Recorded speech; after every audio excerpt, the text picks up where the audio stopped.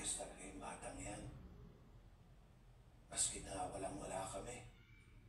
Tinuturuan ko na ng tamang ugali. Ayoko matulad siya ng ibang batang kalye. Lo, huwag niyo sana mamasamayin. Total, nasabi niyo na po sa amin na wala kang magulang si Kid. Pwede ko ba na kami na lang umampun sa kanya?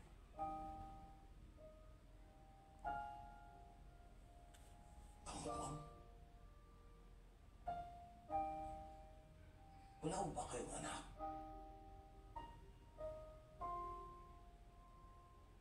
Hindi ko kami binihayaan eh. Ginawa na ko namin na lahat.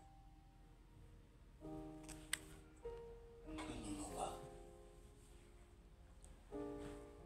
Lo, alam namin na hindi ito madaling desisyon para sa inyo. Pero mabuti po kaming tao.